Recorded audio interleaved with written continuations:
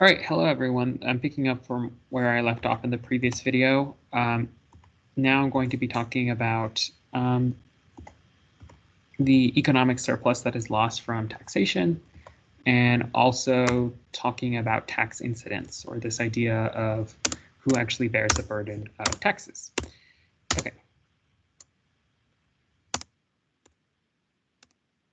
So this is how we are going to conceptualize taxes in this class. We're going to conceptualize it as a leftward shift of the supply curve.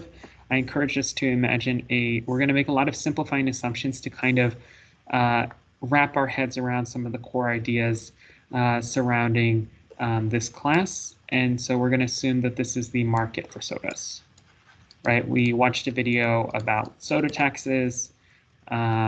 We're going to assume that it's a per unit tax, meaning that for each additional unit of soda sold, we have a per unit tax attached with it. Okay, so those are a lot of assumptions built into this model that we're building, but we're going to try to learn about tax incidence and all that good stuff.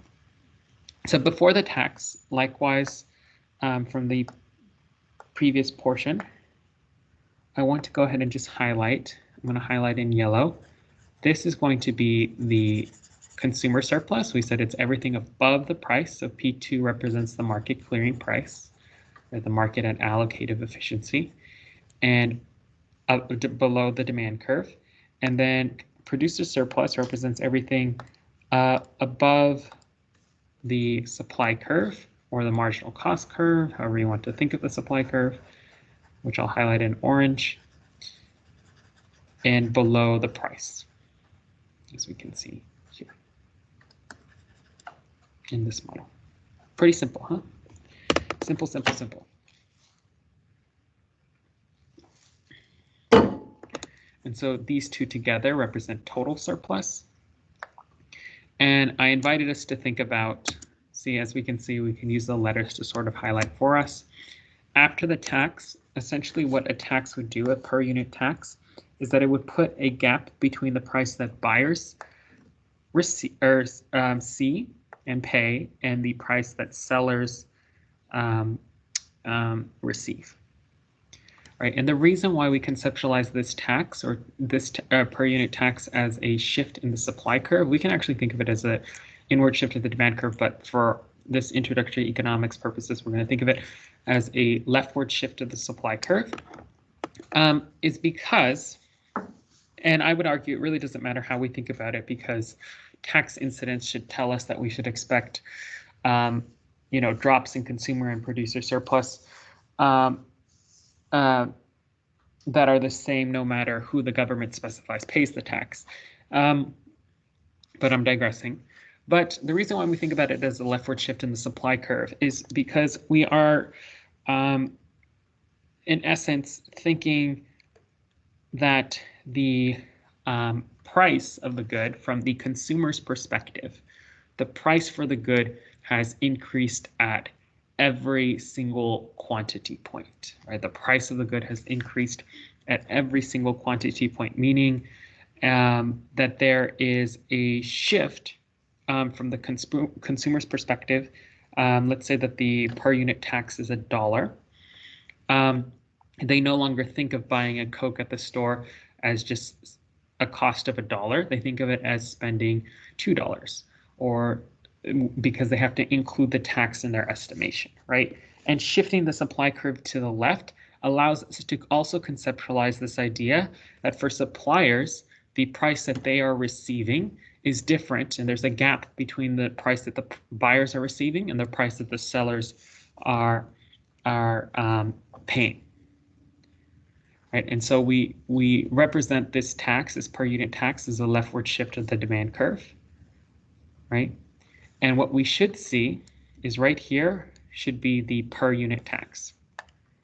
This is going to be the per unit tax, the value of the per unit tax, whatever it is. P3 represents the price that buyers pay, and P1 represents the price that buyers or sellers receive. And then P3 minus P1 is the per unit tax. And then the new consumer surplus is everything that I'm going to highlight in maroon. This is the new consumer surplus. The new producer surplus is G.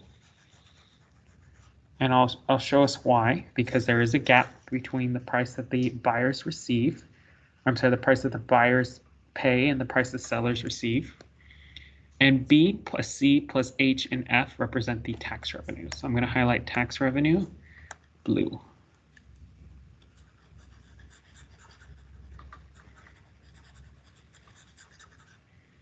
I guess green, right? Okay, blue. And then D and E represents the loss in allocative efficiency from this intervention in the market. So this represents the tax revenue. And the reason why it represents the tax revenue, let's use this graphically to kind of understand.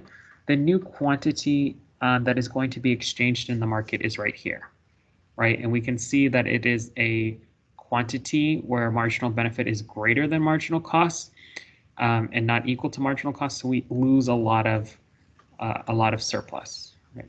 Or not a lot, but we lose surplus. We lose that efficiency that a market can provide because we're assuming that free markets, people, or both producers and consumers, are going to do things that maximize their benefits and minimize their costs, and they're going to continue to act in such a way until marginal benefit equals marginal cost, which is at this point, this equilibrium point.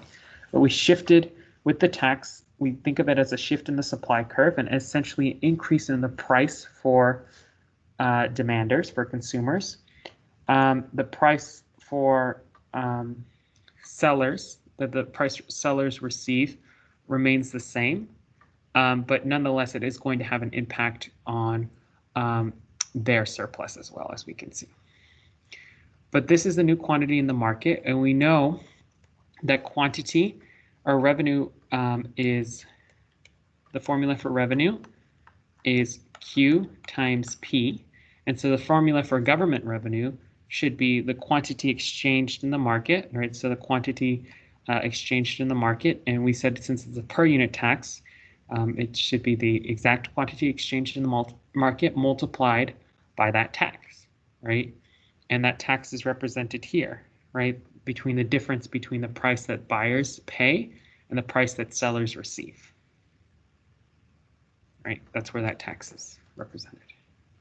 So if this were a dollar tax, then this would be exactly a dollar gap, right? And then Q times whatever this difference is, that's going to represent the governmental revenue. And we can actually calculate the governmental revenue if we're given values. Okay. We can see that the producer surplus and the consumer surplus have gotten smaller. Now this is governmental revenue, but the tax itself has distorted incentives. It's distorted the equilibrium in the market. It's distorted the balance of the market. And so we expect some deadweight loss, some loss in efficiency. Again, so if we were to calculate governmental revenue plus consumer surplus and producer surplus and compare it to the total surplus that we saw in the previous market, we would expect a scenario in which this is smaller than the total surplus in the previous market, right? Doesn't mean you shouldn't do the policy, and we'll talk about, governments obviously need revenue, but it just means that the total surplus in this market, or the dollar valued net benefit that producers and consumers get from exchanging in this market decreases.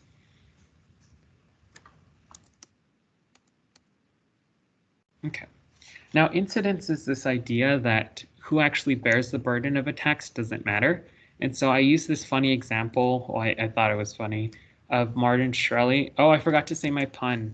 I wanted to say a pun about like fizzling out, using that language, because it's the market for sodas, but haha. But I use this example of Martin Shkreli, getting elected to government in his political party, and he claiming that he wants to raise revenue by taxing insulin. That would be a horrible thing to do. I've said multiple times that one of the ways, and this is me digressing a little bit, one of the ways in which we learn especially well is thinking at the extremes in economics, because they help us realize and understand the full spectrum of reality that exists probably between those extremes. Like even insulin is probably not perfectly inelastic, but we're just going to conceptualize this as perfectly inelastic so we can understand a bit what tax incidence tells us. And let's say that Martin Shkreli comes to power and he wants to raise revenue, and he says, oh, I'm going to start taxing pharmaceutical companies for every, I guess, vial of insulin that they sell, because I think it's the smart way to raise revenue. But don't worry, I promise that consumers are not going to be hurt by this. Well, tax incidence, and economists would say consumers actually would be hurt by this. In fact, they would bear the brunt of the tax. And an economist would say that who actually pays a tax is not determined by who actually goes to the Treasury and writes or deposits the check in the Treasury, or writes the check for the Treasury Department. It's actually determined by elasticities. So we're now bringing together some of the stuff we learned previously. And we can see this here. This would be in green. I'm representing producer surplus, right? Below the price, but above the supply curve. So this would actually be producer surplus. My bad. This is producer surplus originally. And then consumer surplus, I'm going to represent with yellow. You can see it's everything above the equilibrium price and below the supply curve, or below the demand curve. Just imagine the demand curve's curved a little bit eventually as it goes upwards. Since this is perfectly inelastic demand, the consumer surplus is infinite, because that means that consumers would pay an infinite amount of money to get this good or service. Obviously, that's an extreme and probably doesn't exist in reality, but again, we can kind of use these extremes to kind of understand the logic behind certain things. And then Martin Shkreli's tax, we represent it as a leftward shift-based supply curve, as we always do, S plus the tax. And we can see that there is a disparity in this example between the price the buyers pay and the price the sellers receive. And we can also see the price that sellers receive doesn't change. It's still the equilibrium price. And so if producers in this example would just pass along the tax to consumers, or I'm sorry, producers in this example would pass along the tax to consumers by just charging higher prices. And so all of this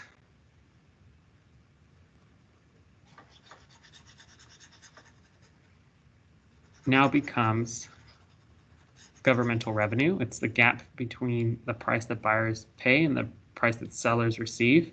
But now we can see the price that sellers receive is the same as the equilibrium price. They just passed along the full tax to consumers in the form of a higher price. Right. So this is what tax incidence shows. It doesn't matter who the government's saying is going to pay the tax. What matters is the elasticity of the market, the elasticities of the market. Here we can see an example of perfectly elastic demand.